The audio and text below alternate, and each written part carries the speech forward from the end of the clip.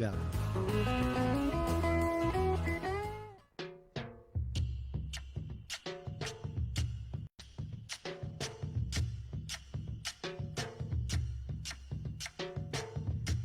La percusión de Don Domingo Cura nos anuncia la llegada del profe Fernando desde el fondo de la historia con su brioso corcel arriba a los estudios de la radio del pueblo. Buen día, profe, ¿cómo le va? Buen día, Juan. La verdad que lo de brioso corcel me suena más al zorro de aquella época que otra cosa. Bueno, yo para darle un aura poética a esta muy cuestión. bueno lo suyo. Bueno, historias, mates y algo más. Sí, señor. Un programa, ¿ya es programa? ¿Podemos decirle? Yo diría que estamos Empezó ya como ahí. una columna, pero Ya va tomando de a yo creo poco que hoy formato. oficialmente ha declarado su Sí, independencia. ya está tomando formato y quizás con nuevos horarios de verano, ¿no es cierto? Bueno, tiene que hacer el acta de independencia de Historias Mate y algo. Tenemos que hacer el acta de independencia, yo lo creo que sí. Para los que nunca vieron este programa, esta columna, o nunca escucharon, también porque estamos saliendo por la radio del pueblo, les contamos cómo viene la cosa, nos sentamos a tomar unos mates Unos buenos mates y hablar un amargos. poco de algo que nos gusta, que es la historia. ¿Qué es la historia? La historia reciente, la historia lejana, la historia próxima, la historia contemporánea, la historia de nuestro bendito país. Bueno, y como siempre arrancamos tomando unos mates, y hoy arrancamos con nueva yerba. Esta no habíamos tomado nunca. No, señor. ¿No? Don Basilio. Don Basilio. No es novedosa porque seguramente muchos de nuestros amigos ya la han tomado, porque Don Basilio es sponsor de muchos autos de carrera, de muchos deportistas y de muchos autos de carrera. Y de nosotros no todavía. Y Bueno, todavía en no, cualquier pero momento. vamos a hablar con Don Basilio. A ver si no... se arrima. Parece que, bueno, le cuento un poco la historia de Don Basilio. Don Basilio era Don Basilio Ukolovich, un inmigrante ruso que llegó al país en 1931 y se instaló en Campo Vieira, así se llama la localidad de Misiones, donde se instaló para producir té. Té. Y durante muchos años, incluso es uno de los principales productores de té. Misiones es la provincia argentina que produce el 95% del té de Argentina. Y el té argentino parece que es Argentina también uno de los principales productores de té. De muy buena calidad. Y en Estados Unidos compran mucho té argentino, por ejemplo. Y entre los 3 o 4 primeros productores de té de la Argentina está justamente la familia Ukolovich. Ah, no sabía eso, mire usted. Parece ser que en un momento empezaron a plantar también yerba, obviamente Misiones no puede faltar, pero proveían en primera instancia a la cooperativa Liebig, que la cooperativa Liebig es la que hace Playadito, ¿no? Playadito, sí, y la Liebig también, que es muy rica, la Liebig Selección Especial, que es muy rica, y después con el correr del tiempo decidieron poner su marca propia. Y como Carlos Ukolovich, que es la cuarta generación de descendientes de Don Basilio, es corredor de autos, parece que entró fuerte ahí. Y algunos hablan de algún lavadillo por ahí. Bueno, no me quiero meter en la yerba. Pero bueno, la historia viene por ahí. Además, auspicia a muchos deportistas de Misiones, equipos de básquet y de fútbol y atletas de la provincia de Misiones. Así que estamos tomando esta yerba que, no sé, ya probó el primer mate, no sé qué... Una yerba suave, bajo nivel de acidez, bajo nivel de polvo, me da la sensación, sí, ¿no es cierto? Sí. Porque Una molienda... con yerbas de mucho nivel de polvo, buena y molienda. Sí, yo diría una molienda equilibrada, ¿no? Equilibrada. Porque tampoco se ve mucho palo. Sí. Tampoco se ve mucho palo, ni mucho polvo ni mucho palo. ¿Y el sabor qué le pareció? Suave. Vamos a ver después a mitad del programa si no, cómo viene de lavado o no. Suave. Está buena. Se deja tomar muy bien. Tiene cierta acidez y un dejo terroso por ahí que hablamos una vez. Porque la compara con la querida y vieja Saddam. Ah, bueno, pero estamos hablando de kioscos distintos. Estamos hablando de kioscos distintos.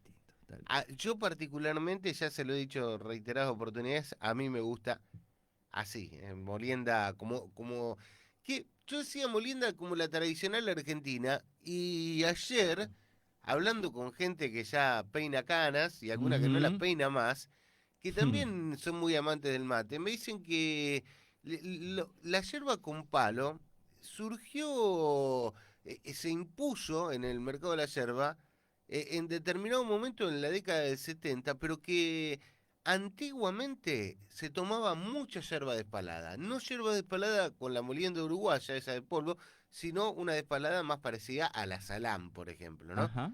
Y me daban ejemplos como la Don Lucas, La Don Luca.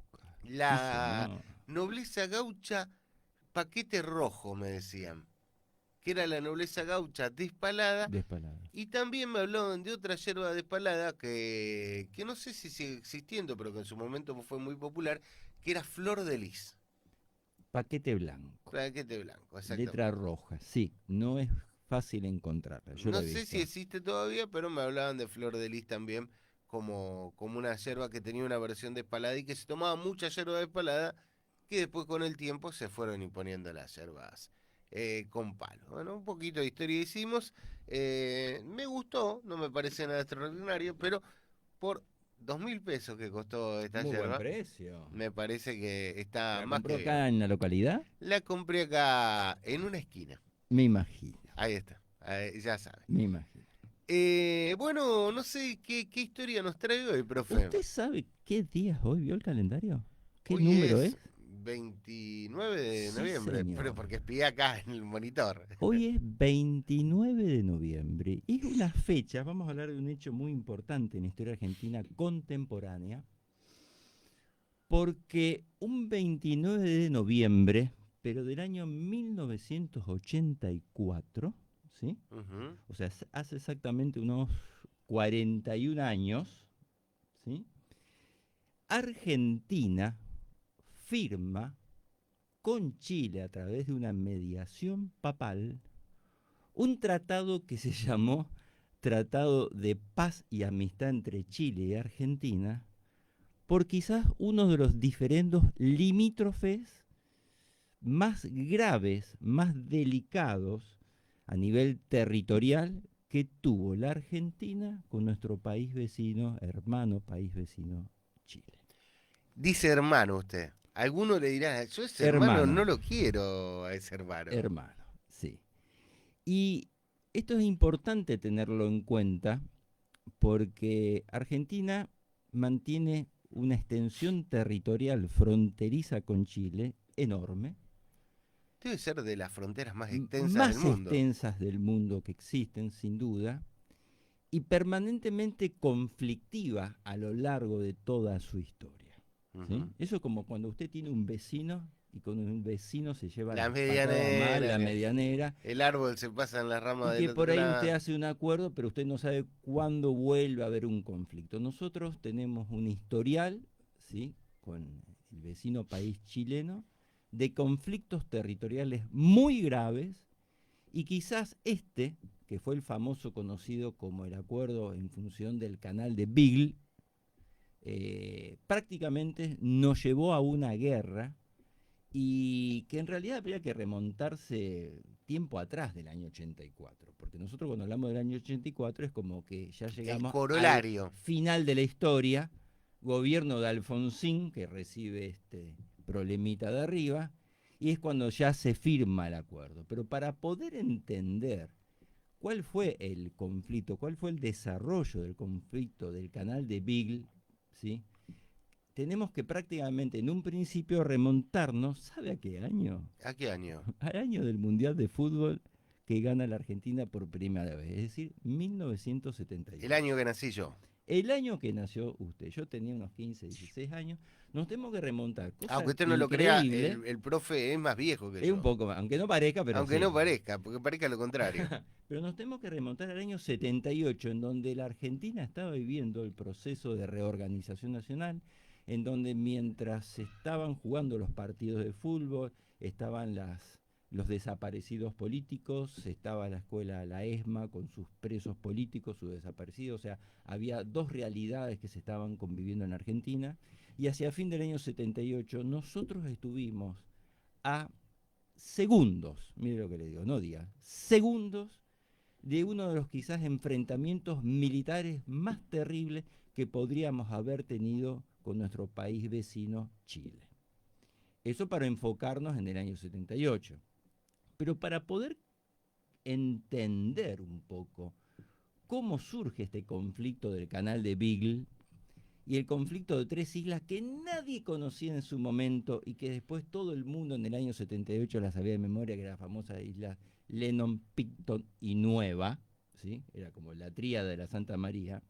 Tenemos que remontarnos mucho más atrás en la historia. Tenemos que remontarnos a un gobierno. ¿Se acuerda de Julio Argentino Roca? Sí. ¿Sí? Un gobierno interesante. Dígame, Que sí. algún día vamos a tener que hablar de Sí, Julio lo tenemos que Argentino hablar. Roca. De Julio tenemos que hablar algún día. Tucumano, don Julio. Sí, 2 veces presidente de la República Argentina. Cuando se habla de Julio Argentino Roca se habla de la referencia de la campaña del desierto, de la Organización Nacional. Pero Julio Argentino Roca fue uno de los primeros presidentes que tuvo que enfrentar uno de los conflictos más importantes limítrofes con Chile, específicamente para ubicarnos. La última provincia de nuestra República Argentina es Santa Cruz, ¿correcto? Ubíquense. La penúltima La ahora. penúltima, porque la última, muy bien me lo dijo usted, es Tierra del Fuego. Claro.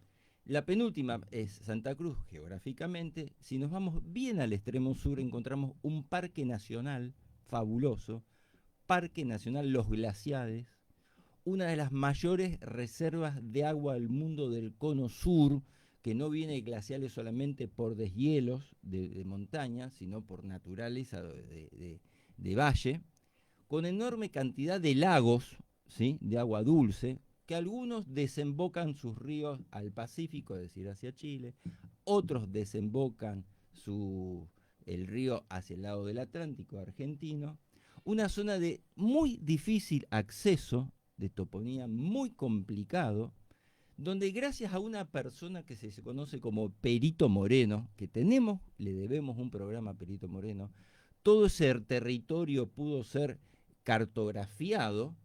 ¿Por qué le digo toda esta introducción? Porque entre 1881 y 1902, la política de Chile era la de expansión.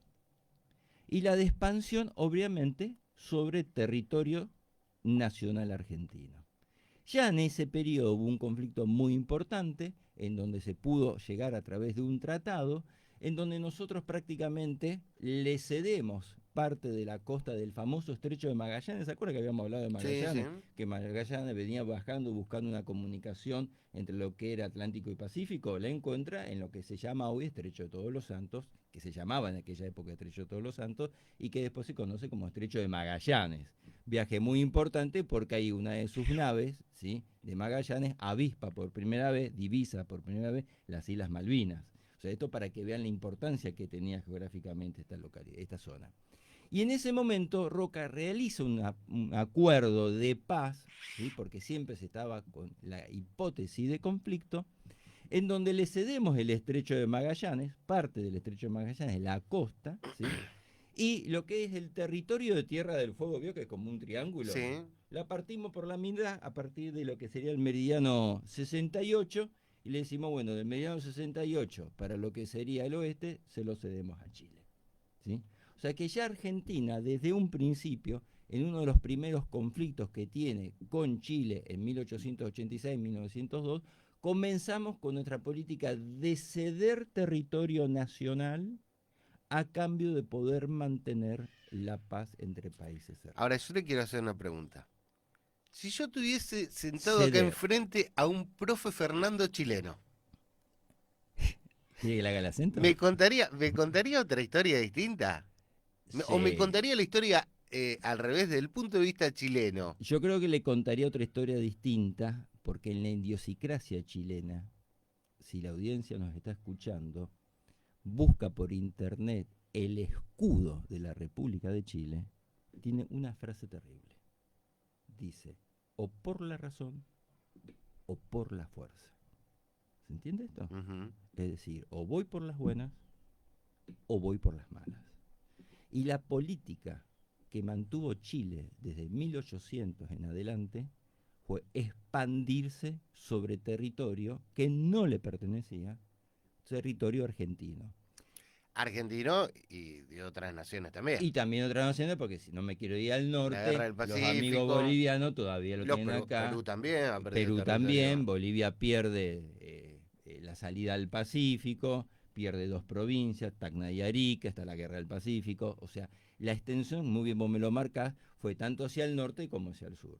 La cuestión que nuestro extremo sur, la demarcación limítrofe, es terriblemente complicada, Claro. difusa, muy difícil o sea, no es un llano, o sea, todos aquellos que han ido al sur han visto la enormidad de las últimas estribaciones de los Andes, la enorme extensión de lagos, la enorme extensión de ríos, o sea, no es una zona fácil de demarcar. Y por lo tanto, había que tomar un criterio, si uno dice, bueno, a ver, ¿de qué lado es de Chile y de qué lado de Argentina? Y acá comienza el primer conflicto, que gracias a Dios lo teníamos a Perito Moreno en ese momento. Porque había 2 teorías, para que la audiencia me entiende. Argentina siempre propuso, para poder demarcar el extremo sur argentino, frontera con Chile, la teoría que se llama las altas cumbres.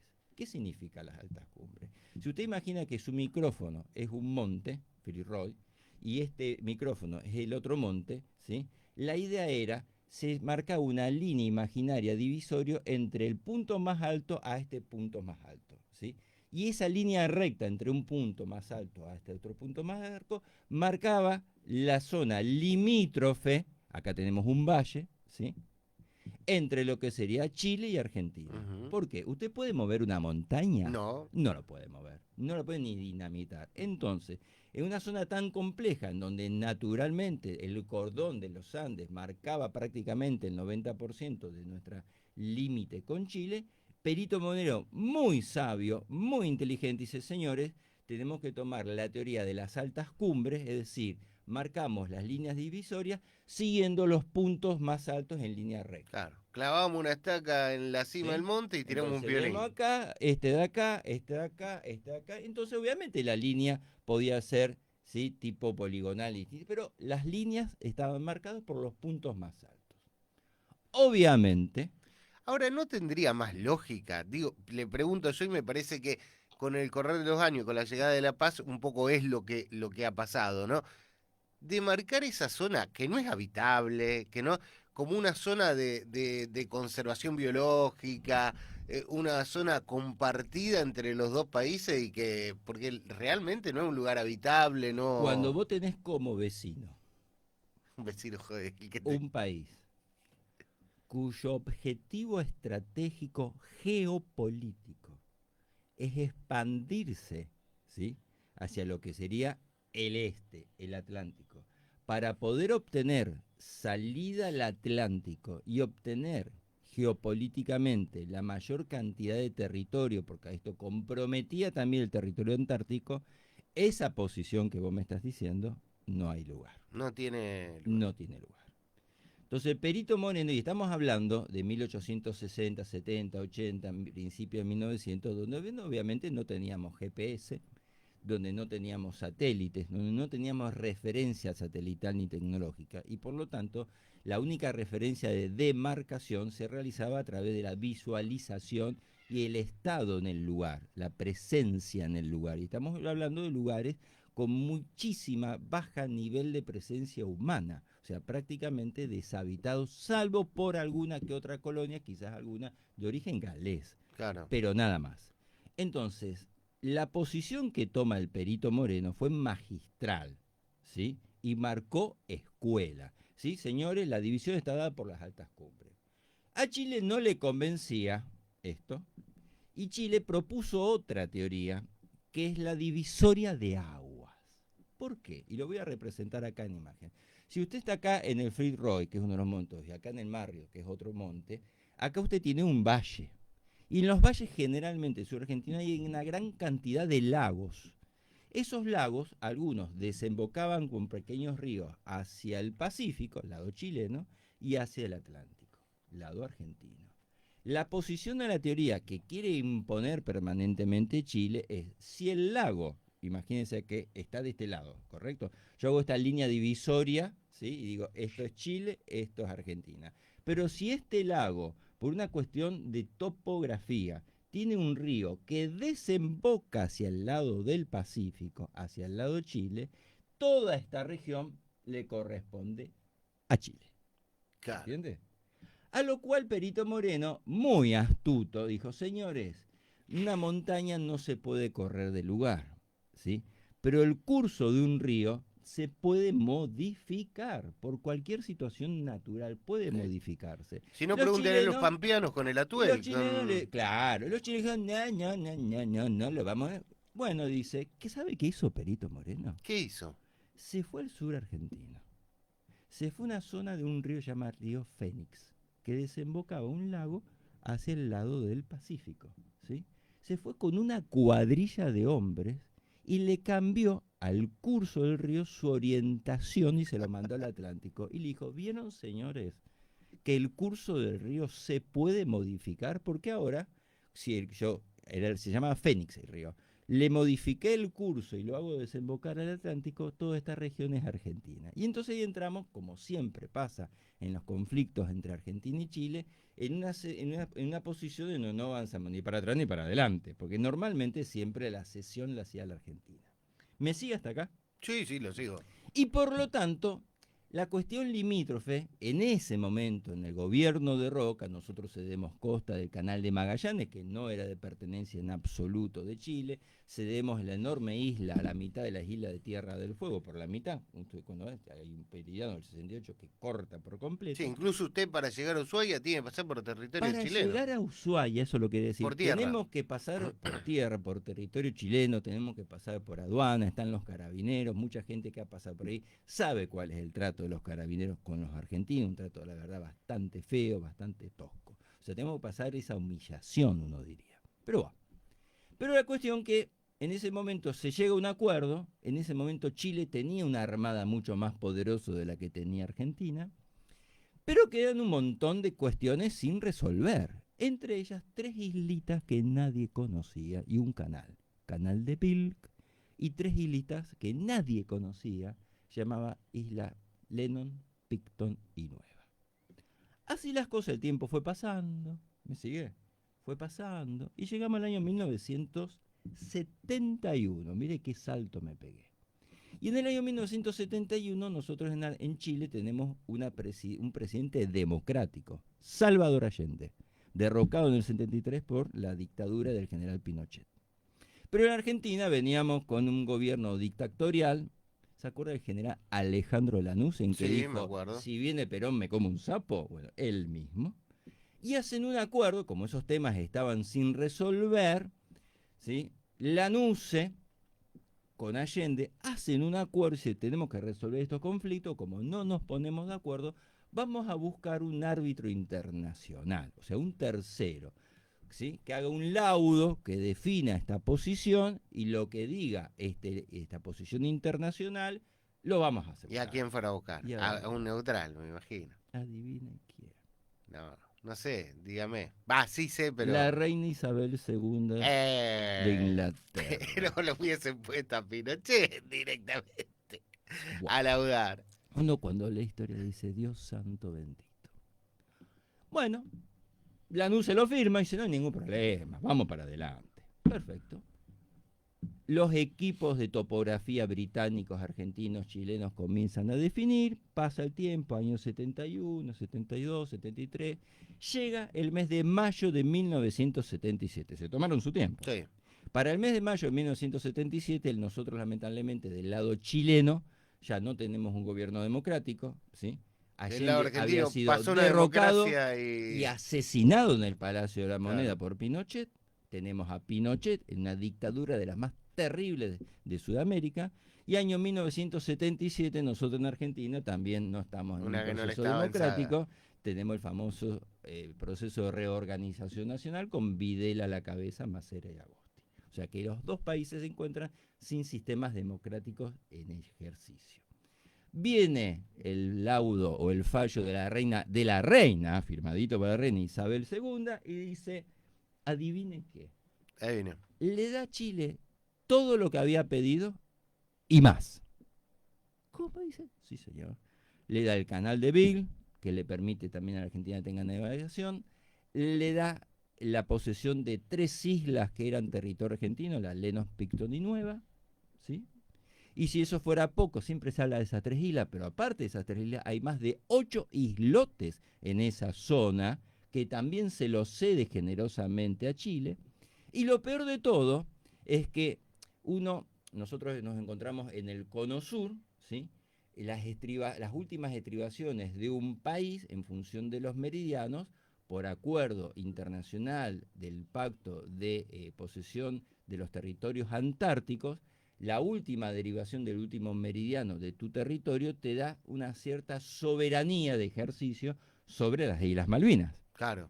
¿Correcto? Entonces, para que la audiencia me entienda, después se lo vamos a pasar por mapa, si Chile antes tenía el último meridiano acá y ahora yo le doy las 3 islas Picton y Nueva y están acá, el meridiano yo lo corro, lo imaginariamente lo llevo hacia el sur, hacia el polo sur, y adivine quién se quedaba con la Antártida Argentina. Chile.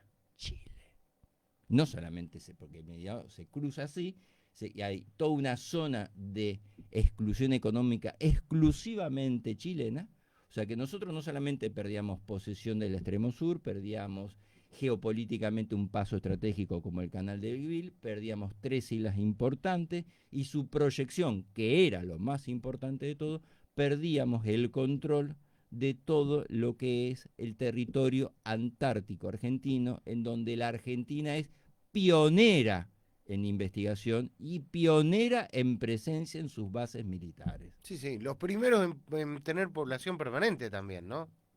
Los primeros en tener población permanente, usted lo ha dicho muy bien. Imagínese cuando esto llega en el año 76, bueno, ¿quién gobernaba el país? Videla. Y Videla dice, si yo acepto esto, a mí me matan, yo no puedo aceptar esta posición.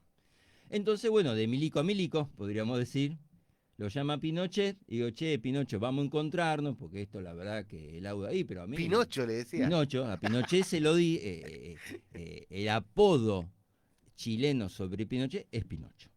Le dice, che, Pinocho, y dice, vamos a encontrarnos. Le dice, che, Pantera Rosa, pero vieron que a Videla le llamamos Pantera Rosa, entonces entre Pinocho y Pantera Rosa, dice, vamos a encontrarnos porque la verdad que el laudo que dio la reina Isabel a mí me parte por la mitad. Yo llego a probar esto, me echan a patada lo de la Junta y me echan a patada del país, por más que en ese momento ya arrancamos con algo muy lindo que era el Mundial de Fútbol. Claro. ¿Sí? Primer Mundial de Fútbol que la Argentina. O sea que toda la población en ese momento, ¿sí? Mientras había desaparecido los Ford Falcon, la ESMA, estábamos viendo el Mundial de Fútbol. Esa era la realidad. Bueno, hay un par de encuentros entre Pinocho y Videla y Pantera Rosa. Pantera Rosa. Y el último y estratégico se hace en el extremo sur chileno, en Puerto Montt, que es una base militar muy importante, que era una cuestión de ceremonial entre... Y una canción de los iracundos. Claro, también. Entre dos, podríamos decir, dictadores latinoamericanos. No, podríamos decir, no, tenemos que decirlo. En donde aparece Pinocho con un discurso armado, con una actitud muy enérgica, ¿sí? Que Videla se queda mirándolo como diciendo, ¿qué le pasa a este? Si esto era una cuestión de hablar entre nosotros. Y dice textualmente esto, y se lo voy a repetir, dice, la región que quedó en forma definitiva por sentencia de su Majestad Británica, Chile no reconocerá de ninguna manera ninguna negociación, ¿sí? Que reduzca sus derechos. ¿Y Videla qué hace? Entonces le dice, mira, dice, es como decir, lo que firmó la reina Isabel, yo ya lo tomé y yo ya estoy imprimiendo todos los mapas de Chile en donde las islas son mías, el canal es mío, y por lo tanto, por lo que sería la trayectoria del meridiano, la Antártida Argentina ya ahora era mía. Entonces, claro, Videla, que venía con un diplomita así muy ceremonial. Con el banderín, como los jugadores cuando intercambian banderines, ¿no? Paz, digamos. No le digo dónde se tuvo que meter el banderín y el diploma, y tuvo que entrar a improvisar, cosa que a Videla para improvisar, como buen milico, le costaba bastante. No era improvisar el hombre. Y entonces, en ese momento, lo recuerdo, yo lo vi por televisión, porque esto se transmitía en cadena prácticamente por ATC, ¿se acuerdan? Argentina Televisora Color. Todavía no era ATC. Que todavía no era ATC, Canal 7. Le dice, las negociaciones directas constituyen la única vía pacífica para poder resolver este conflicto. Dicho de otra manera, era decirle, o lo solucionamos vía pacíficamente o lo solucionamos vía violenta. Por la razón o por la fuerza. Por Dice. la razón o por la fuerza. Fue tal la tensión de ese encuentro. Suena muy sarmientino igual ese eslogan, ¿eh? Sí, por la razón o terrible, por la fuerza. La razón o por la fuerza. Pero fue tal la tensión de ese encuentro que Chile a partir de ese momento consideró que Argentina le estaba declarando la guerra. Y Videla a partir de ese momento... Tenían razón. Y Videla a partir de ese momento dijo, acá hay varias posiciones. Esto o lo resolvemos militarmente o el prestigio, lo pongo así entre comillas, de la junta militar se cae. Aparte de perder soberanía. Yo tengo varias preguntas para hacerte a esta Hasta altura ahí del llegamos. partido. ¿Vamos? Sí, acá viene mi pregunta. Pero nos ubicamos en fecha. Sí, sí. Año 1978, enero de 1978. ¿Sí? A partir de ahí es como que cortamos relaciones diplomáticas y cada uno comienza a armarse para un enfrentamiento en el sur argentino. Ahora, yo te pregunto, no me quiero poner pro chileno, pero si tu país aceptó el laudo de la corona, vos aceptaste estas condiciones. Sí, señor. Está bien que había una dictadura y todo lo que quieras, pero vos aceptaste esas condiciones Argentina, de juego. Videla, si le querés decir, sabía perfectamente que en el terreno diplomático tenía las de perder. Porque su ex general amigo, Alejandro Lanusse, en que se quería comer un sapo si venía Perón, había afirmado que Argentina como nación iba a aceptar el laudo de la reina Isabel. Claro. Por lo tanto, Chile tenía, desde el punto de vista de diplomacia internacional, todas las de ganar. Y no le quedaba salida a la Argentina. Entonces acá comienza el terreno de las hipótesis. ¿Por qué? Porque lamentablemente esta bendita junta militar también estaba dividida en intereses. Estaban halcones que parecían más palomas, entre los que estaba Videla y Viola, que decían tenemos que buscar y forzar a Chile a una negociación pacífica, no a través de las armas. Y estaban los halcones, que eran verdaderos halcones, ¿sí?, militares de esa época, que estaba a la cabeza el almirante Macera. Claro. ¿Sí? Mirá qué nene. Le seguía el querido Luciano Benjamín Menéndez, jefe del tercer cuerpo de ejército de Córdoba. Qué nene. ¿Sí? Leopoldo Galtieri, ¿le suena? Uf. Carlos Suárez Mason, ¿le suena? Todos estos fueron enjuiciados por Alfonsín. Después vamos a hablar de Alfonsín, Todos fueron enjuiciados por Alfonsín y a cárcel. Esos eran los halcones y ellos decían, hay que partir por la mitad Chile. ¿Por qué? Porque en el año 78 el equilibrio de fuerzas militares favorecía a la Argentina. Hay que aprovechar el momento. Desde el punto de vista de la Armada, desde el punto de vista de la cantidad de soldados de servicio militar obligatorio, desde el punto de vista de la Fuerza Aérea, desde el punto de vista de toda la logística militar, el equilibrio y la fuerza más, o sea, el poder militar más importante lo tenía Argentina. A partir de ese momento se establecen, ¿sí?, los planes de invasión de Chile. ¿Me escucha lo que yo le digo? Invasión de Chile. El plan original, acá hay muchos trascendidos, implicaba dos aspectos para el año 78. Mientras tanto estábamos jugando al fútbol ya a mitad de año nosotros. Uno era invadir directamente Santiago de Chile, ocupar la Casa de la Moneda, derrocar el gobierno de Pinochet, y la otra es la invasión, ¿sí?, por fuerzas transportadas y por la parte naval del Canal de Beagle, de las islas Linux, Picton y Nueva. Ese era el plan que ya estaba armado. Es más, había un general que era Menéndez. ¿Sabe lo que decía el general? No sé. Para que nos tengamos un poco la imagen de lo que se estaba viviendo en ese momento y la posición que tenía el sector duro de la fuerza. Menéndez decía, vamos a cruzar los Andes, lo leo textual, le vamos a comer las gallinas, le vamos a violar las mujeres, textual, y voy a orinar en el Pacífico. Otros generales, ¿saben lo que decía? En 24 horas cruzamos la cordillera y en 48 horas me estoy lavando las pelotas en el Pacífico. Ese era el nivel que había en ese momento, ¿sí?, de violencia textual, verbal, porque estos son fuentes. Entonces, usted me dice, ¿qué pasó en este? Bueno, llegamos prácticamente, ¿sí?, a lo que es el mes, ganamos el Mundial. Mientras tanto, lo más importante. Ganamos el Mundial, correcto. Pero cuando llegamos al mes de diciembre de 1978, exactamente entre el 20 al 21 de diciembre de 1978, se marca como el día D, el día de la invasión argentina a Chile. Mientras tanto, obviamente, usted me puede preguntar, che, ¿y la parte diplomática qué pasó? La parte diplomática, obviamente, se seguían haciendo las reuniones entre la Cancillería chilena, la Cancillería argentina. El problema de la Cancillería argentina era que había distintas posiciones, porque obviamente mientras se hacía todo unos encuentros de Cancillería, los planes armados se venían desarrollándose.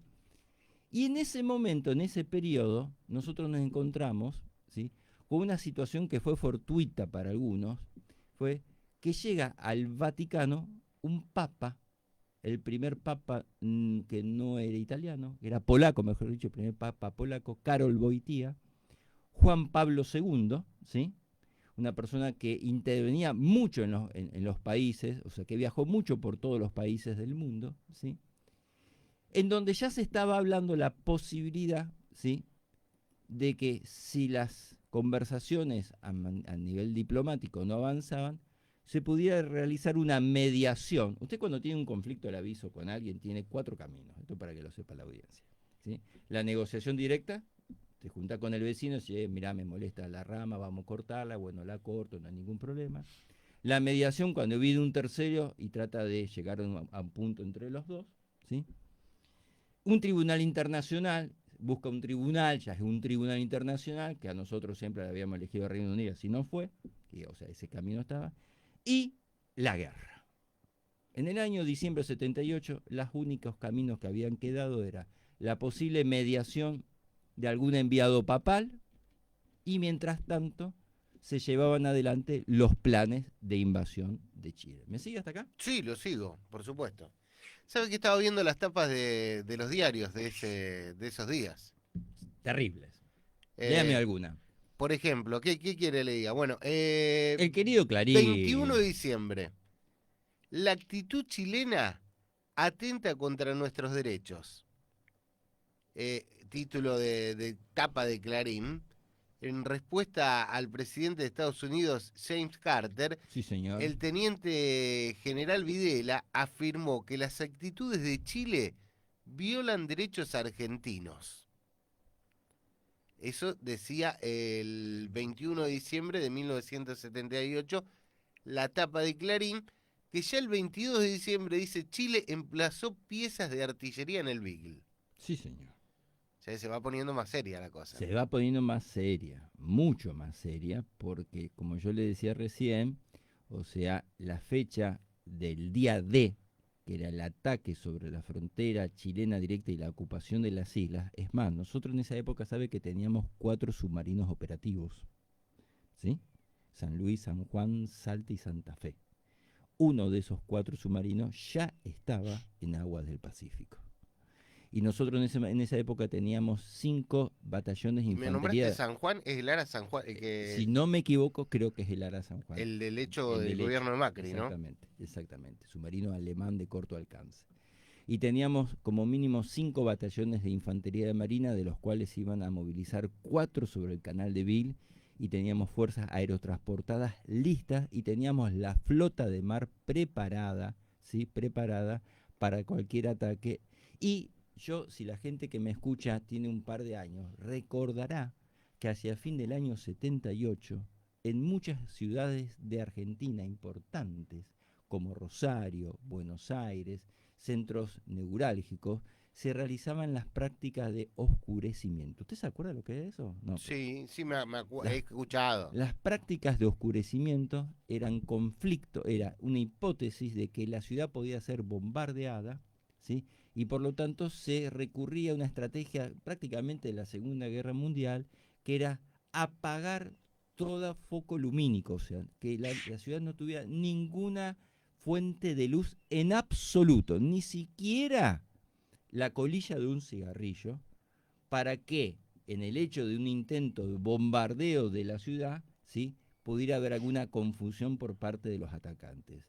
Se hicieron en Rosario, yo recuerdo, era chico, como mínimo 2 o 3 ejercicios de oscurecimiento que realmente, ahí ya en diciembre del año 78, ya la población argentina comenzó a tomar conciencia de una verdadera hipótesis de guerra, porque sonaban las sirenas, ¿sí?, como las sirenas de las películas cuando te bombardean, ¿sí?, sonaban las sirenas de las policías, había que oscurecer todo, el alumbrado público automáticamente se apagaba, los autos no podían circular con luces prendidas, se detenía todo, había gente que se llamaban como cuadreras, me parece, que eran responsables de manzana, que tenían que controlar que ningún vecino tenga una luz prendida y si no se le llamaba la atención. Se comenzaba a entrar en una verdadera psicosis de guerra, porque la hipótesis de conflicto con Chile era inminente. Pues sabés que un hecho de color del que me estoy percatando ahora, ya me mudé al 23 de diciembre del 78, mediador papal en el conflicto con Chile, y aparece el nombre de Agostino Casaroli, que era el canciller de Juan Pablo II, pero lo que me llama la atención, que en un momento de tensión como este, la tapa de Clarín, su foto de tapa, es Regresó Mis Mundos 78, Y bueno, que era es una Clarín. cordobesa aparentemente muy bonita que se llamaba Silvana Suárez, pero eso no es todo. Cuando me voy al día siguiente a la etapa del 24, me encuentro a la misma Silvana Suárez, Miss Mundo con los soldados. Sí, sí, sí, sí, Y en la el llevaron extremo a la la tropa. llevaron a las tropas para que salude a los soldados. Sí, porque Bien Segunda Guerra Mundial, ¿no? total, o sea, primero se había movilizado gran parte del ejército, ¿sí? A las unidades militares de Córdoba, Río de Buenos Aires, se habían movilizado a Azul, se había movilizado el sur argentino, las brigadas de tanque. Pero hubo un hecho fortuito, ¿sí? Diga la mano de Dios, no sé, entre esa famosa noche del 20, porque el día de ello le dije que iba a ser el 20 de diciembre exactamente a las 20 horas, cuando el Batallón de Infantería Marina 5 iba a hacer un desembarco helitransportado sobre las islas en cuestión. Ahí arrancaba todo, ¿sí? Pero justo entre la noche del 20 al 21, en el sur argentino, aquellos que han estado en el sur argentino saben que el tiempo cambia terriblemente, ¿sí? Y que las tormentas, una pequeña tormenta se puede transformar en una enorme tormenta. Y las condiciones climáticas eran adversas. Había una enorme tormenta que por un momento, ¿sí?, se tomó la decisión de atacar y de golpe, aparentemente, las fuentes de la gente que lo vivió en ese momento, se mandó la contraorden, en donde muchas unidades del ejército avanzaron sobre territorio chileno y hubo escaramuzas que nunca fueron reconocidas ni por Argentina ni por Chile, ¿sí? Pero para que usted tenga una dimensión, ¿sí?, las fuentes militares calculaban que como mínimo en la primera semana de conflicto iba a haber como mínimo arriba de 20.000 bajas, muertos. O sea que realmente el enfrentamiento iba a ser terrible. Cruento. Cruento.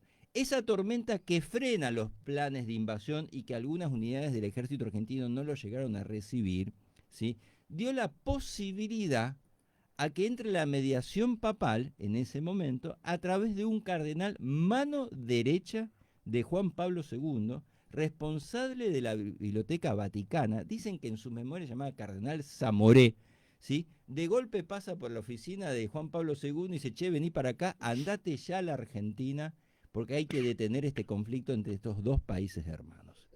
Así fue como el 25 de diciembre Zamoré ya está acá, ¿sí?, y logra frenar lo que hubiera sido uno de los conflictos más sangrientos quizás entre Argentina y Chile, o por lo menos dentro del Cono Sur.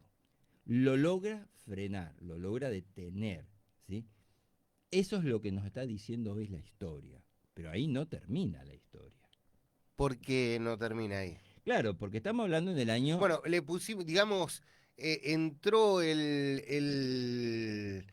herido al hospital y lo Lo estabilizaron. estabilizaron. El cardenal Zamoré, que era una persona que uno le veía de una contextura pequeña, mediana, una voz suave, era una persona extremadamente diplomática, extremadamente inteligente, supo mediar, ¿sí?, con Pinochet, supo mediar con las dos facciones de la junta militar que yo les mencionaba antes, los halcones y las palomas, y logró, digamos, hacer un status quo, es decir, no avanzar en esta situación y lograr que ambos países vuelvan a la vía de análisis diplomático, que tardó 8 años, ¿sí?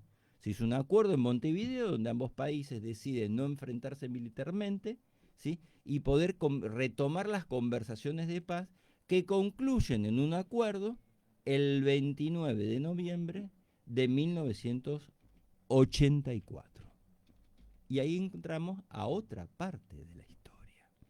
Porque en 1984, si bien en Chile seguía la dictadura de Pinocho, dictadura terrible, ¿sí? Terrible, en la Argentina ya estamos atravesando, ¿sí? Un gobierno democrático, ¿sí? Que eran de Raúl Ricardo Alfonsín.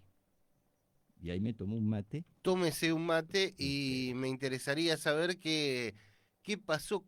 A mí me quedó una pregunta de lo que contaste recién, es cómo pudo Zamoré convencerlo a Pinochet, que estaba en una postura tan inflexible, Excelente pregunta. y me interesaría saber qué artes utilizó Zamoré para Excelente convencerlo. pregunta. Te lo voy a contestar de la siguiente manera. Hay teorías en donde dicen que Videla sabía que en el terreno diplomático no tenía... Perdía porque, a ver, el fallo de la reina Isabel II era un fallo a nivel internacional, no tenía salida.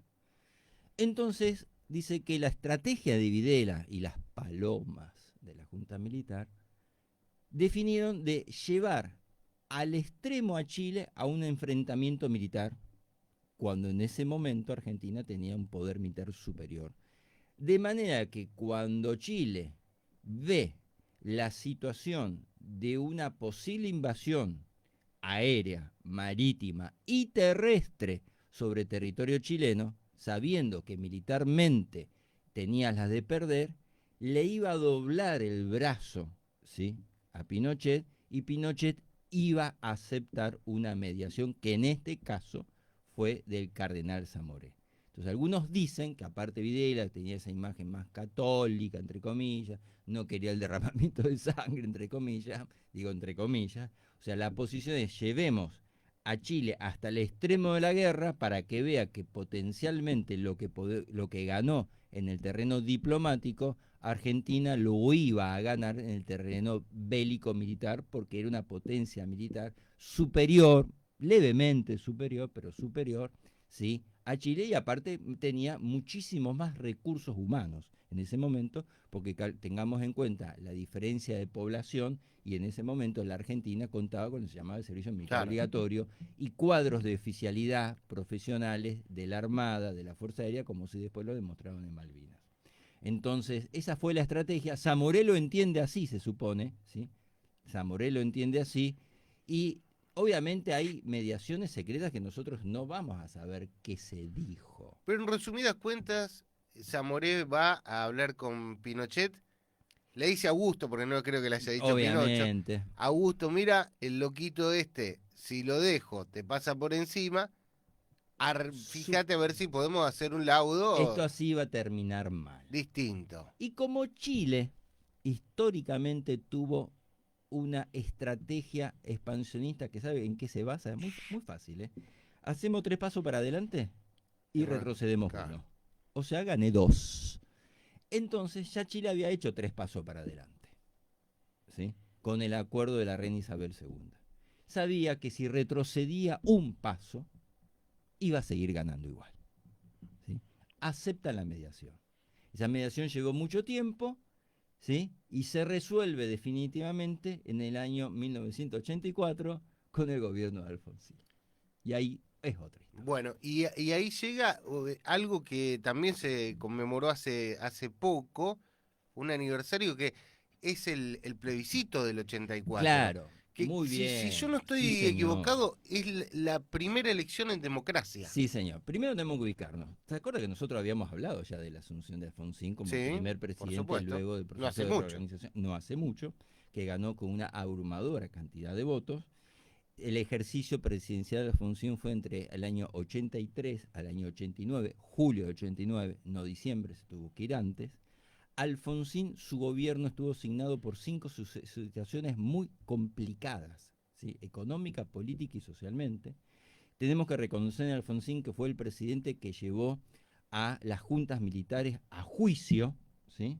Fue el presidente que tuvo que soportar 4 alzamientos de cara pintada, 2 de Rico, 2 de Senelí, que no eran alzamientos en contra del sistema democrático constitucional, sino en contra del sistema de enjuiciamiento de los miembros de la Junta Militar. De ahí que Alfonsín, esto es No, un pedía que resumen lo grande. juzgue un jurado militar, Sí, en y resumen de ahí cuentas. aparecen las famosas leyes de punto final, dice, bueno, si hasta dentro de 2 meses no hay ninguna causa más, no se hace ningún juicio más, salvo que sea por robo de criaturas, o la ley de obediencia debida, como diciendo, bueno, yo soy teniente, a mí me lo mandó el general, a mí el general me dijo que lo mate, yo lo maté, por lo tanto, de obediencia debida nadie me puede juzgar. Esas 2 leyes, el Claro. Congreso de la República Argentina las deroga en el año 2005, pero eso fue muy complicado para Alfonsín. Por el otro lado, Alfonsín se encontraba con un problema gestándose de hiperinflación terrible. Recordemos que Alfonsín nos regaló la bendita nacionalización de la deuda, o sea, toda la deuda de los particulares la asume la República Argentina, ¿sí? Se incrementa el monto de la deuda, y si no tuviera poco problema, ¿sí? Le cae la resolución de este conflicto que tenía que firmar el acuerdo. Y acá las posiciones en la República Argentina en algún momento estaban repartidas. Algunos estaban de acuerdo con el acuerdo, porque el acuerdo, ¿qué establecía el acuerdo? El acuerdo establecía darle las 3 islas, Lennon, Picton y Nueva, que el canal de Beagle fuera compartido, pero la proyección de la última isla sobre la Antártida no, o sea, se reducía muchísimo, o sea que Chile reducía su expansión hacia el Atlántico, si bien ganaba expansión hacia el Atlántico. Pero digamos, si antes perdíamos, por darte un ejemplo, 10, ahora perdíamos 6. Y en ese momento, el canciller, miren los apellidos, lo voy a decir ahora, el canciller tan famoso se hizo en función de este conflicto de Alfonsín era un tal Dante Caputo. Sí, una mente brillante, importante, A ¿no? nivel diplomático brillante, indudablemente. Si uno lo compara con los diplomáticos que tenemos en la República Argentina al día de hoy, Dante Caputo es brillantísimo, ¿sí? ¿Qué le toca mediar con esto? Entonces Alfonsín toma una decisión política, ¿sí? Porque también cualquier decisión, Alfonsín veía que podía verse afectado a la República Argentina, porque quiera que no, la República Argentina perdía territorio. Y hace uno de los primeros plebiscitos, o sea, ¿qué es un plebiscito para que la gente joven que nos escucha? Plebiscito es pedir opinión a la población argentina sobre un hecho muy puntual. No vinculante era. No vinculante, es decir que se lo podía pasar por donde usted ya sabe, pero era importante saber la opinión. Y el plebiscito en esa época era como ir a votar, ¿sí? Era lo mismo que ir a votar, pero había 2 papeletas. Una decía sí, apruebo o acuerdo, estoy de acuerdo con el tratado. Otra decía grande, no. Entonces uno tenía que decir, o estoy de acuerdo o no estoy de acuerdo. La verdad que fue muy interesante el ejercicio diplomático, político y democrático, porque prácticamente la cantidad de gente que fue a ese plebiscito se calcula casi un 70% de participación, o sea, un nivel de participación muy alto, de los cuales el 82,6% estuvo a favor del acuerdo, por el sí, ¿sí? Y un 18% votó el no. Y en esa época, en la televisión, hubo un debate Uh, para sacar balcones. Muy discutido, interesante. sí. Porque obviamente había que explicarle a la población, porque la mayoría de la población, no sabía de qué se trataba el conflicto que había arrancado en el año 78, año que usted nació. Y que quizás en ese momento, bueno, había que decidirse. Entonces hay un debate entre el canciller Dante Caputo y un representante de la oposición política, Alfonsín, peronista, de un apellido catamarqueño que era Vicente Sadi. Que le puso Blen y lo ilustró. Le pasó el Le trapo, pasó el trapo, Caputo. le pasó el trapo Caputo. Lo que pasa que Caputo, como buen diplomático, siempre mantuvo la frialdad en su elocuencia, en la forma de expresarse, en los argumentos. Y Sadi fue muy medular, Perdió la compostura. perdió la compostura. Había una frase que decía, lo que usted está diciendo es pura cháchara, Sí, cháchara, sí. decía. No, dejó un Y montón de después, frases. sí, y después la gente de la época del humor lo tomó un poco de punto. Basta de cháchara. Basta de chacha, decía. Se desvirtuó. O sea, una persona ya era mayor, después fue gobernador de Salta, fue De senador, Catamarca. de Catamarca, perdón. Pero bueno, ese debate televisivo fue muy, muy visto y definió en parte lo que era después el plebiscito, en donde termina firmándose en Italia, a través del canciller Dante Caputo, con anuencia del cardenal Zamoré y el canciller en su momento de Chile, ese famoso tratado de paz y amistad que ponía un punto final solamente a ese aspecto, porque los conflictos limítrofes con Chile continuaron después en los gobiernos sucesivos. Ujú. Déjame Ahí paró. un par de acotaciones quiero hacer. Primero, Sadi, un apellido ligado al poder en Catamarca, Ligadísimo. e incluso vinculado en el caso de María Soledad Morales, Casi feudal. que bueno, que le dio es justamente la muerte de el asesinato de María El Soledad Morales, asesinato. termina con esta saga de los Sadi, por lo menos Sí, en lo máximo del poder de Catamarca. sí, señor. También hay que hacer una salvedad también que no todo el peronismo estaba en contra del acuerdo. De hecho, figura que prácticamente diría que Sadi y Herminio Iglesias eran los... Fundamentalmente eran los más opositores, que no se sabía bien si era una oposición al gobierno de Alfonsín, Claro. ¿sí? Si era una jugada política de oponerse al gobierno de Alfonsín o a lo que realmente se estaba definiendo, porque Argentina no tenía otra salida, ¿sí? Porque ya había, digamos, quemado sus naves desde que el año 1971-72 la NUS había firmado ese acuerdo en donde aceptaba la mediación de Inglaterra. Pero comienza a gestarse también algo que me parece interesante, que es que distintos sectores políticos se manifiesten a favor de la democracia en sí, porque bancar la paz de alguna manera era bancar la democracia también. Sí, señor. Entonces me da esa impresión que también este plebiscito logra eso.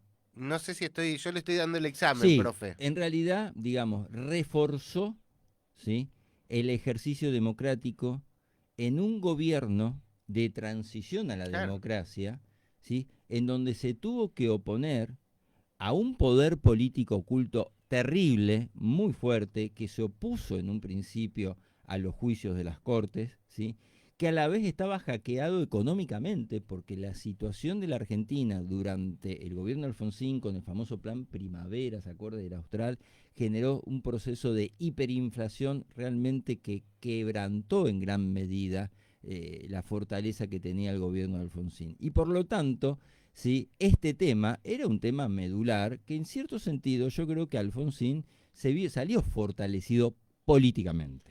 Y después hay otra, en este debate que hablamos, hay una frase de Sadi que también quedó para la historia. Hay varias frases de Sadi que quedaron para la historia, pero particularmente esta, donde Caputo empieza a hacer una locución en ese tono diplomático al que te referís, y él, Sadi, le dice, usted se está yendo por las nubes de Úbeda.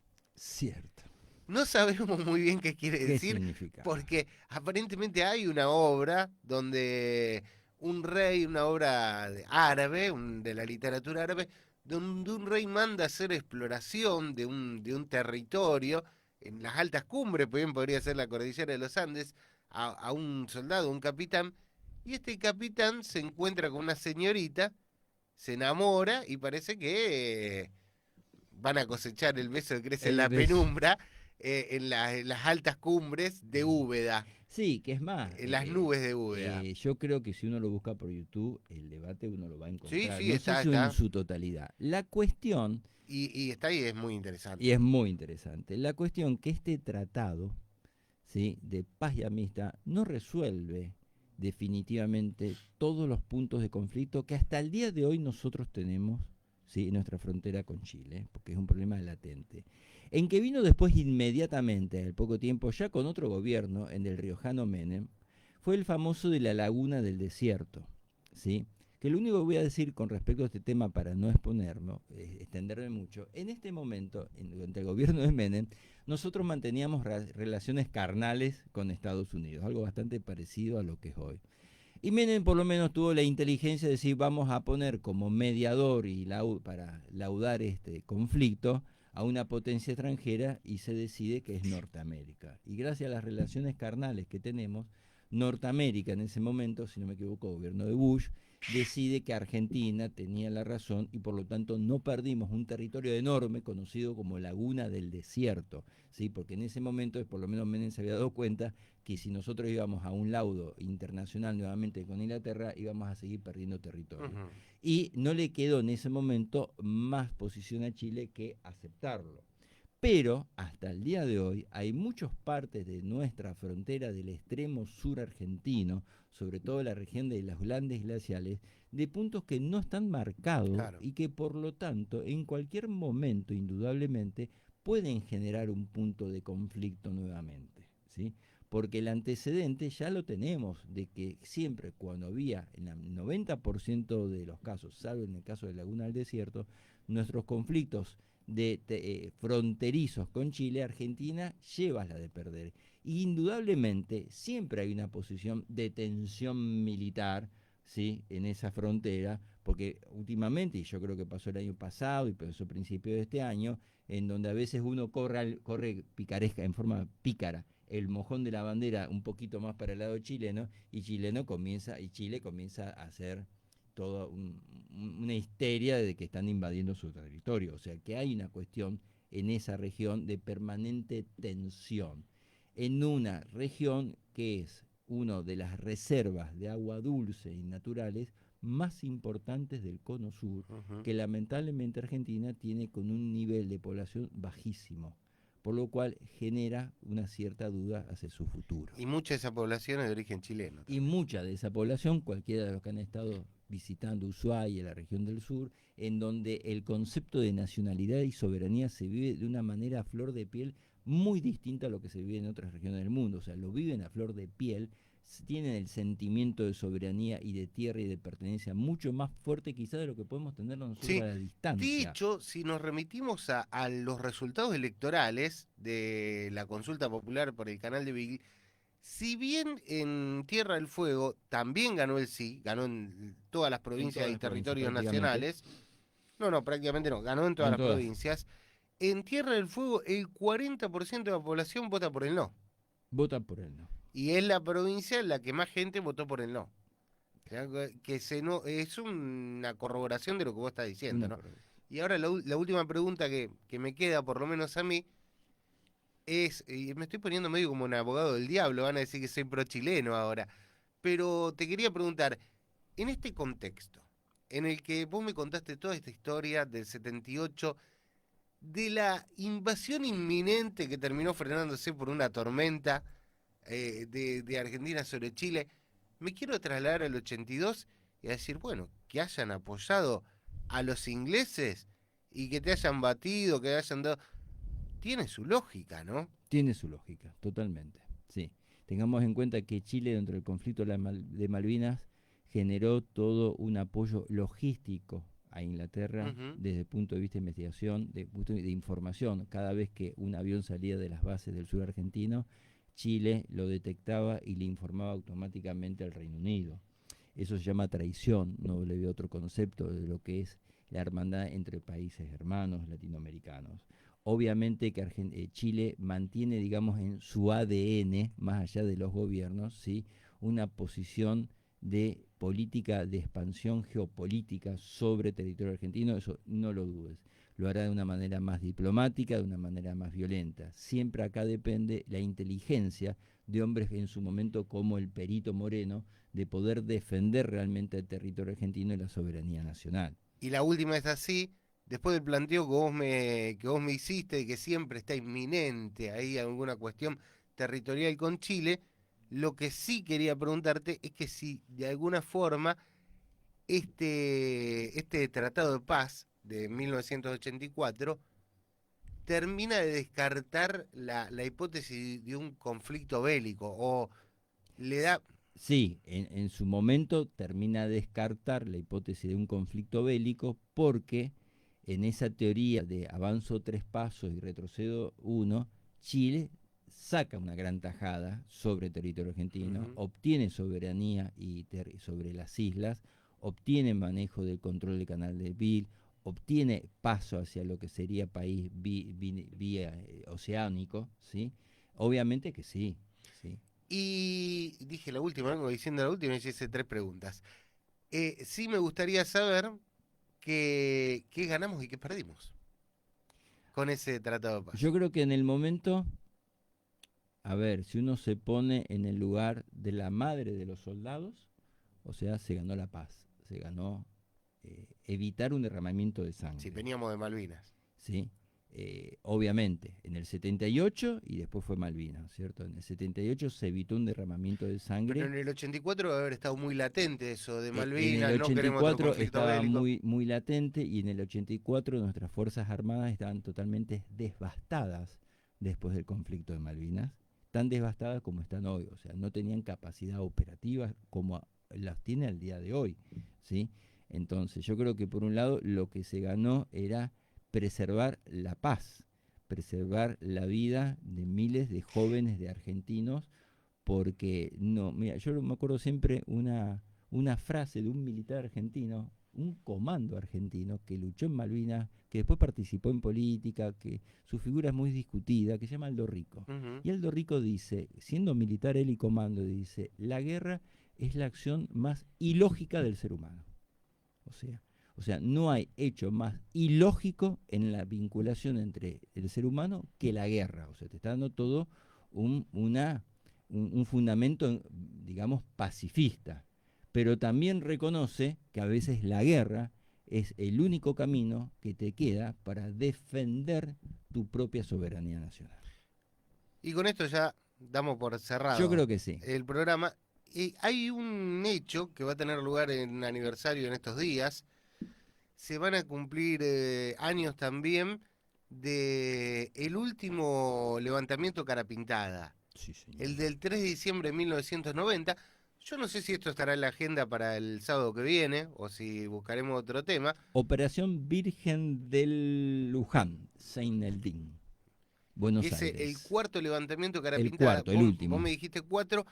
Uno se le hicieron a Menem, que es este último. Ujú. Y hay que también tener en cuenta que en enero del 89 estuvo la masacre no sé cómo llamarlo, a lo de la tablada. Copamiento. Copamiento, Ese es un sí. tema interesante. Por ahí podemos hacer un convito. En donde murieron soldados, sean manos de guerrilleros del movimiento Todos por la Patria, Y MTP. una cuestión rarísima, ¿no? También.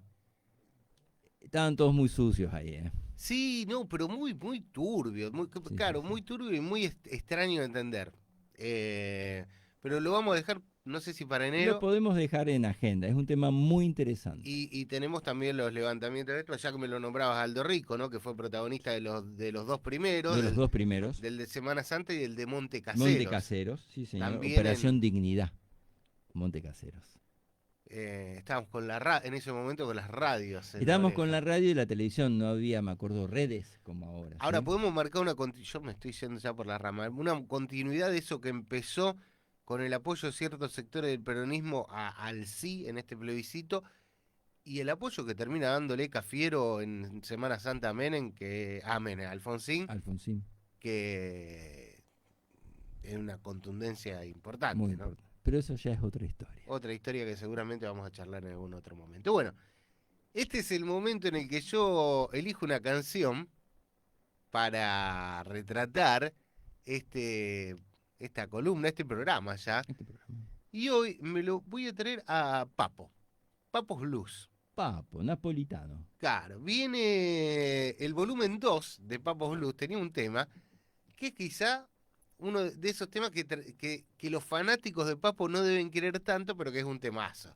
¿no? Un clásico ya del rock nacional y se llama Desconfío.